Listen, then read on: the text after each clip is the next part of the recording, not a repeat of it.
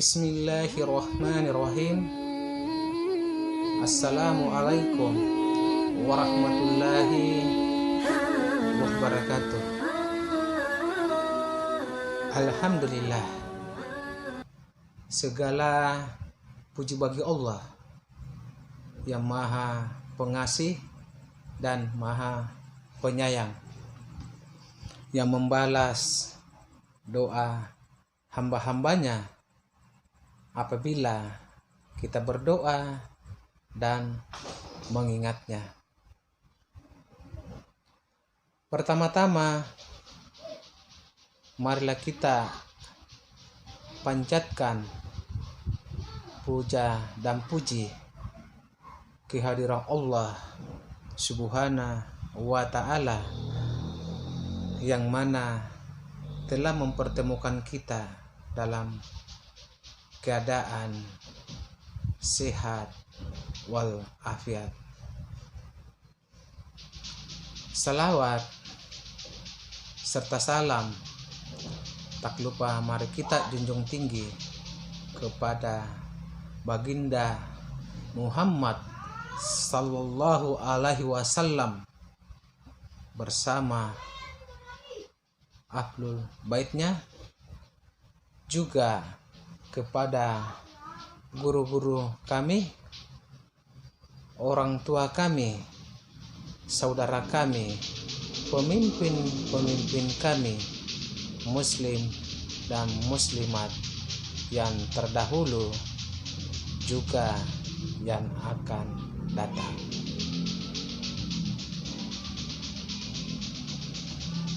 Sebelum saya melanjutkan, sebaiknya di like dulu, komen, share, dan di subscribe agar tidak ketinggalan video-video berikutnya. Nah, kali ini saya akan membahas atau mengulas tentang hutang bisa menghanguskan pahala amalan ibadahmu.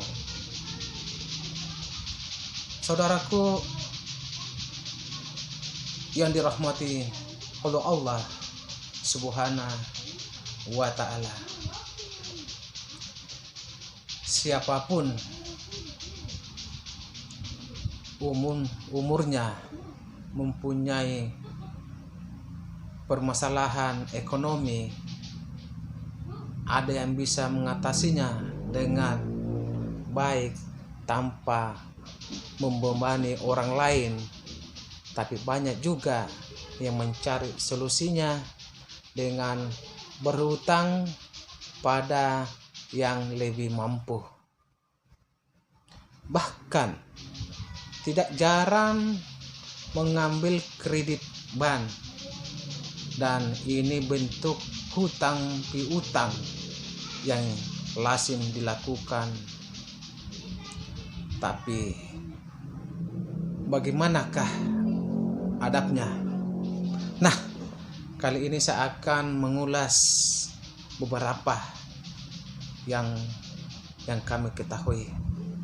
Oleh karena itu, terkadang mungkin ada yang meremehkan hal ini. Jangan remehkan soal utang piutang. Bila sudah punya kemampuan, jangan ditunda-tunda lagi membayarnya. Dalam Islam, hutang diperbolehkan, namun ada adabnya. Ada 11 adab hutang piutang dalam Islam. Nah, yang pertama, pernah lupa mencatat utang piutang. Itu yang pertama. Perlu kita ketahui pula, wahai orang-orang yang beriman, apabila kalian melakukan piutang untuk waktu yang ditentukan, hendaknya kalian menuliskannya. Kedua, jangan pernah berniat tidak melunasi utang. Sahabatku yang dirahmati oleh Allah Subhanahu wa ta'ala.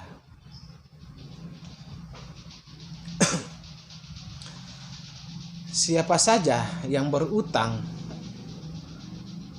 sedang ia berniat tidak melunasi utangnya, maka ia akan bertemu Allah sebagai seorang pencuri. Auzubillah. Sahabat yang dirahmati oleh Allah Subhanahu wa ta'ala. Yang ketiga,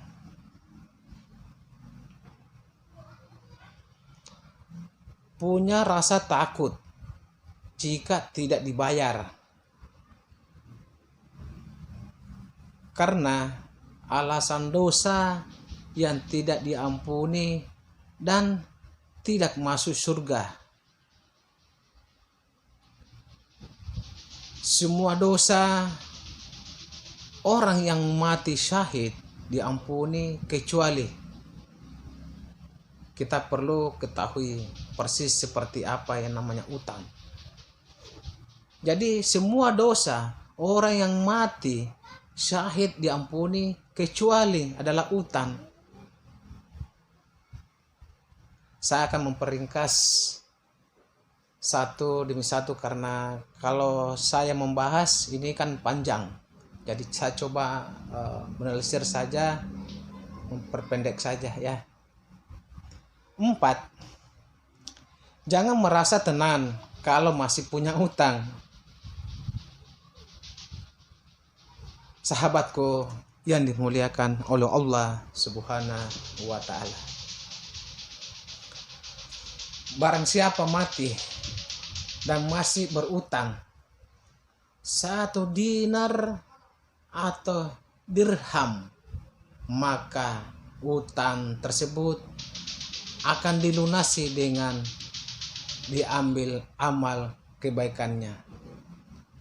Karena di sana, di akhirat, tidak ada lagi uang atau rupiah yang akan kita bayarkan ketika kita sudah meninggalkan dunia ini.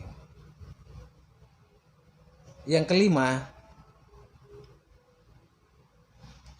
jangan pernah menunda pembayaran utang. Sahabat yang dimuliakan oleh Allah Subhanahu wa ta'ala, menunda atau bayar utang bagi orang yang mampu adalah kezaliman. Nah, sahabatku, bila kita mempunyai utang, sebaiknya bergegaslah untuk kita membayar. Yang keenam, jangan pernah menunggu ditagih dulu baru membayar utang. Wah, ini sekali banyak yang terjadi saat-saat ini yang kita melihat seperti itu di mata masyarakat. Jadi sebaik-baiknya orang yang adalah yang paling baik dalam pembayaran utang adalah secepatnya untuk kita melunasi. Jadi saya cuma mempersingkat saja ya, para netizen, para sahabat yang dirahmati oleh Allah Subhanahu wa ta'ala. Yang ketujuh, jangan pernah mempersulit dan banyak alasan dalam pembayaran utang. Allah Azza wa Jalla akan memasukkan ke dalam surga orang yang muda ketika membeli, menjual, melunasi utang. Nah, inilah yang perlu kita sigapi, karena banyak di luar sana cuma gampang berutang tapi sulit membayarnya. Nah, yang kedelapan, jangan pernah meremehkan utang meskipun sedikit. Jadi 100 rupiah, 200 rupiah, 300 rupiah, namanya utang ya, tetap harus dibayar. Jadi roh seseorang mukmin itu tergantung kepada utamanya sampai utangnya dibayar. Jadi jangan pernah kita mau berutang, minimal kita harus melunasi, atau kita yang tadi saya bahas sebelumnya, mesti kita harus catat, karena tidak ditahu kemungkinan ke depan atau sebentar besok kita akan meninggalkan dunia ini. Nah, yang kesembilan, jangan pernah berbohong kepada pihak memberi utang. Nah, inilah yang biasa kita dapatkan juga seperti itu. Banyak di masyarakat seperti itu yang kejadian kita dapatkan. Jadi sesungguhnya ketika seseorang berutang, maka bila berbicara ia akan dusta, dan bila berjanji ia akan ingkar. Auzubillahi minasyaitonirrajim. Ya, itulah sebagian tingkah laku manusia. Yang ke-10, jangan pernah berjanji jika tidak mampu memenuhinya, dan penuhilah janji, karena janji itu pasti dimintai pertanggungjawaban. Sahabat yang dimuliakan Allah Subhanahu wa ta'ala. Yang ke-11, jangan pernah lupa doakan orang yang telah memberi utang. Jadi barang siapa yang telah berbuat kebaikan kepadamu, balaslah kebaikan itu. Jika engkau tidak menemukan apa yang dapat membalas kebaikannya, maka berdoalah untuknya sampai engkau menganggap bahwa engkau benar-benar telah membalas kebaikannya tersebut. Sahabat yang dimuliakan oleh Allah Subhanahu wa ta'ala,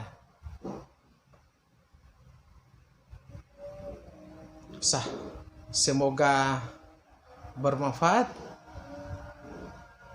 baik kepada